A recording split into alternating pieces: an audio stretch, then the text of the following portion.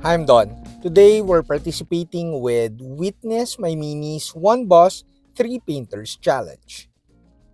I needed to get my painting groove back, so I needed to paint with speed paints. Today we're painting with Army Painter Speed Paints and of course Warpaints FANATIC. This video is also an introduction into glazing with Warpaints FANATIC using the Warpaints Stabilizer. So watch until the end of the video for the full step-by-step painting of this bust. Hi, I'm Don. Welcome to our studio. This channel is supported by all these awesome brands. And of course, this channel won't be possible without the support of my patrons. We did zenithal priming or underpainting with spray cans. I used black primer and then gray primer around the side areas and mostly from the top. And of course, white primer exclusively painted from the top. I simply find using spray cans for my primers or underpainting more efficient than slop chop. Today I'm using the Army Painter War Gamers Edition Wet Palette. All of the base painting was done with Army Painter Speed Paints. I like starting with the pastel colors. The pastel colors are a little bit more opaque than the usual speed paints. I usually apply a couple of thin passes or coats with the pastel colors, making sure that I let dry in between coats.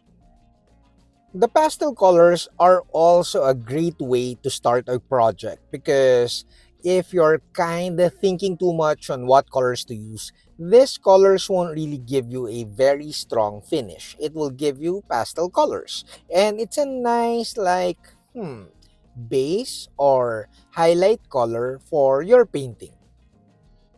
I must admit though that I know the colors that I want to use in this bust right from the start because I took a quick look of the other parts of the other faces and I tried to complement the painting of Kimei and Hager who did the other faces. Metallic speed paints has very good coverage, especially over light colored primers. So you don't really need to apply two coats or whatsoever. You just need a thick one really nice solid coat. Now, the second round of speed paints is basically or practically layering with speed paints. I'm using speed paint medium for this round or this, not round, it sounds like boxing, but this, round of colors. What the speed paint medium does to the speed paints is that it makes it act like a little bit more like a wash. By using the mixture of speed paint medium and speed paints, the speed paints act a little bit like a wash and it won't stain the raised areas as much and it will settle on the crevices and details of the model much like a wash although has more saturation. Also, what this does is that if you choose, basically depending on the colors that you use or you choose, you tend to create more color depth by using a different color from the previous pastel colors. Now, for the metallic part, the neck armor, I decided to apply Sand Golem. Sand Golem is a very yellowish, brownish color and it's perfect to tone down the metallic gold paint. The Sand Golem kind of tones down the shininess or the shimmer of the metallic paint, which I want to achieve. Also, it gives a bit more tint or yellow tint and saturation to the metallic gold part. Now we proceed with washes. You could continue with Speed Paints plus Speed Paint Medium, but Warpaints Fanatic has a very nice range of washes. So we're proceeding by using washes. Washes basically settle on crevices and details of the model a lot more than speed paints. Thus, we use this to add more contrast and to darken the model a little bit. I wanted to darken the painting of this base color because it will make my highlighting look a little better later. Basically, we started with painting from light to dark, and then this is the darkest part of painting with washes. And then as we make the model darker, we'll paint highlights from dark to light.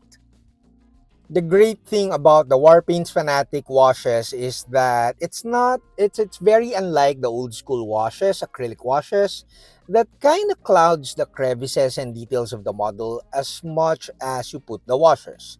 This one, it remains transparent, similar to inks, but make sure to let in between, like when you apply multiple passes or coats, make sure to let dry in between coats.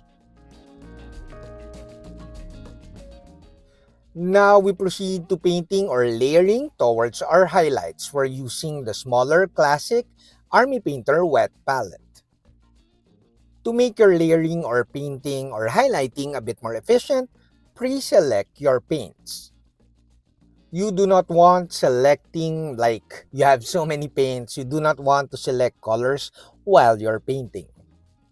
So pre-select your paints, pre-select your colors, and just stick to a few, like limit your palette so that your painting is a little bit more efficient. Now it's a matter of layering up towards your highlights. In this case, we start with runic blue and then eventually with frostbite, and then frostbite I mix a little bit with matte white, and then eventually I did glazes.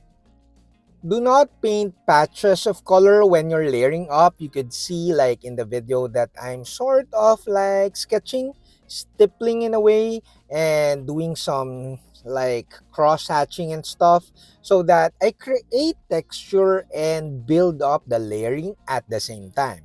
In this manner, you create more interest and you don't have like not so nice looking patches of lighter color on top of each other. Now we do glazing with Warpaints FANATIC. I'm using Warpaints Stabilizer to thin down my paints. Of course, you could use water to thin down your paint so that you have a glazed paint. But the stabilizer kinda dissolves the paint a little bit more smoothly. You have a more consistent mixture or thin down paint using the stabilizer. But again, you could just use water. The thing is with water, you have to remix your paint while you're glazing. Like you have to remix or revitalize the paint mixture, the thin down paints, because it will result to a little bit of separation in between the pigments and the binder. But using the stabilizer will keep it to a nice consistency. After a few passes of our highlight color by glazes, we then tone down some areas with blue glazes, especially the tail end of our strokes with the white paint so that we kind of blend the highlight colors towards our base color. This also adds a bit more bluish saturation to our skin painting. The main trick to applying glazes, regardless of paint brand, is to let dry in between passes or between coats. That's a bit tricky because you're painting with very transparent paints. Now we finish off the painting by painting the purple cloth or the purple wardrobe and of course the gold neck armor. This is just basic layering, but you'll notice in the video I kind of paint like really nice stippling and scratches, especially on the armor parts. And I build up the layers with texturing in mind. So basically, the building up of lighter colors on the purple cloth is just basic layering. It's just a matter of painting very fine strokes and texture so that we create like very nice interest to the cloth. The main trick here is to not overpaint over the previous color and paint smaller areas with the lighter color. Also, I made sure not to make the cloth really shiny so that the main focus of the model is the blue skin. Now, the gold armor part is basically painting greedy gold like scuffs and cross-hatching, a bit of stippling here and there. Basically, applying these paints with texturing in mind. And then after applying or painting the greedy gold, I then did some highlighting with bright gold. Bright gold is super nice, especially as a highlight color. Also, as you create textures with the painting of the greedy gold and the bright gold, make sure that you set like a proper, more intense area similar to how you paint non-metallic metal. In this case, I painted a bit more on the right side, middle right side, which is imagining that will be hit by my main source of light. Now, the finishing of the model is painting of the eyes and basically just applying more shades and washes on the recess areas to add more contrast and more definition to the details.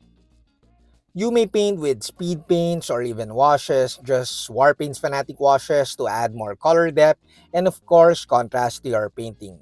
The objective here is to make it a bit more defined. Now, before I reveal, a ton of thanks to you guys. The channel is growing. And of course, special thanks to my patrons. Without my patrons, this channel won't be possible. Now, this painting challenge was led by or started by Witness My Minis. Do check out his YouTube channel so that we could help his channel grow. This red-brown face was painted by Kime09. He's from Belgium and he did a great job with his part. Now the middle face or middle part of this challenge was painted by Hager.